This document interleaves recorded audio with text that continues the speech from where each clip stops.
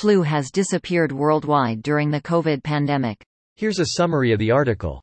The reason, epidemiologists think, is that the public health measures taken to keep the coronavirus from spreading also stop the flu.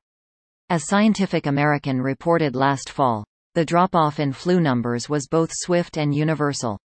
There's just no flu circulating, says Greg Poland, who has studied the disease at the Mayo Clinic for decades. The U.S. saw about 600 deaths from influenza during the 2020-2021 flu season.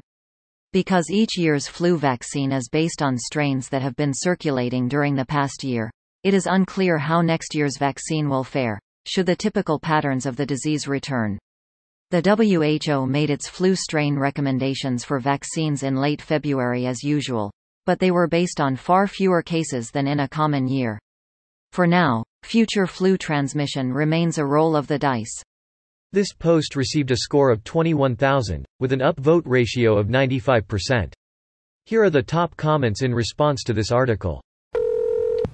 Fun fact: an additional contributing factor to no flu this year, besides the obvious masks and social distancing, is that the flu mutates effectively by traveling along with humans to the southern hemisphere during the North summer. There it mutates and spreads, then the new strain, variant, travels back up to start a new flu season for the North's winter. Because no one was traveling, we didn't have this viral exchange that normal accelerates mutation, which helped contribute to the non-existent flu season. Source: Does this mean next flu season will likely be less severe even if social distancing, mask wearing were to return to pre-COVID levels? Some scientists have commented that it will be very hard for them to predict the next flu and prepare vaccines for it. But there will be a next flu. Too many animals are carriers of those viruses. It's kind of impossible to prevent it from coming back even if we have zero infected humans. 34,000 U.S. deaths in 2018-2019, 22,000 in 2019-2020, and 600 in 2020-2021. That's impressively substantial. Which goes to show just how contagious COVID is, considering it infected millions while the flu almost disappeared.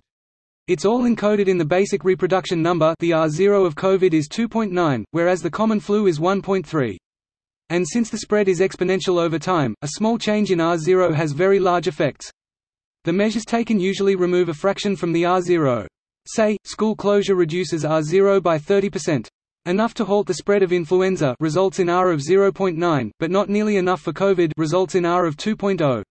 Exactly my thought. This is the difference between R0 greater than 1 and R0 less than 1. Wouldn't a virus with R0 less than 1 be extinct in a few cycles?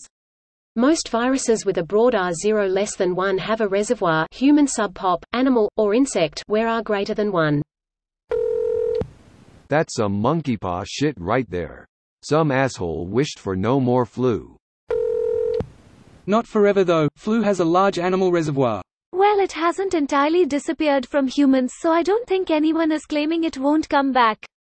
The article even points out that future planning for vaccines will be tricky without previous year data.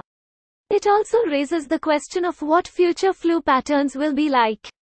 No one knows yet how quickly it will return. Maybe it's not the flu, but everyone in my rugby team is sick at the moment. This is in Australia though.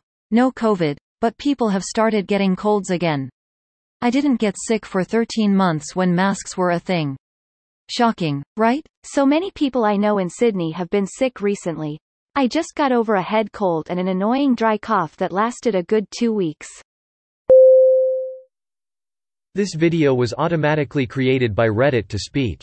The article and comments in this video were selected from Reddit according to their upvotes, and any paraphrasing was performed by smmry.com, without any human intervention.